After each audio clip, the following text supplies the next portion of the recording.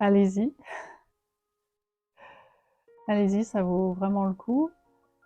Et moi je trouve que revivre les paroles, les passages de l'Évangile ou de l'Ancien Testament à l'endroit supposé où ils se sont déroulés, ça donne une autre dimension et puis on a vraiment l'impression de cheminer vraiment avec Jésus-Christ, de le suivre dans les différents lieux.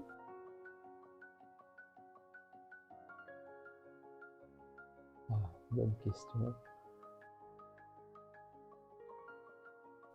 Il y a plusieurs moments forts que j'ai particulièrement aimés. C'est d'abord de traverser les différents déserts, que je trouve que ce sont déjà des paysages magnifiques et puis dont on n'a pas du tout l'habitude ici en France métropolitaine. Et ça fait de méditer la parole de Dieu dans le désert, je trouve que ça fait voir certaines choses différemment.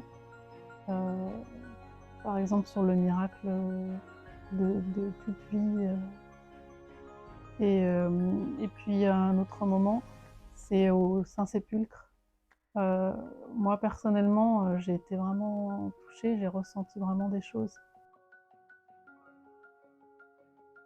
Eh bien, pour ma part, moi, c'était vraiment aussi au Saint-Sépulcre, quand je suis rentré au Saint-Sépulcre, que j'avais entendu parler, mais auquel je ne connaissais pas.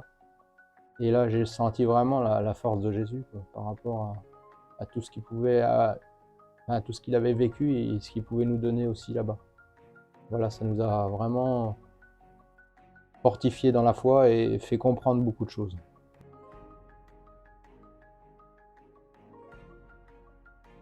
Une gourde, et quand il fait chaud, on a soif.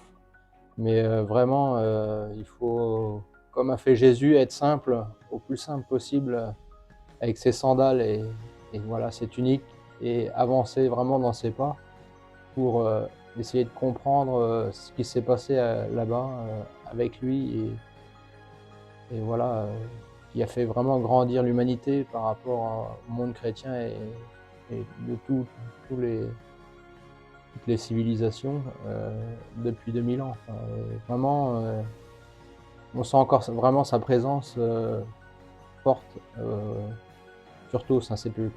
Voilà. Et du coup, c'est quelque chose qu'il faudrait une fois dans sa vie essayer de faire.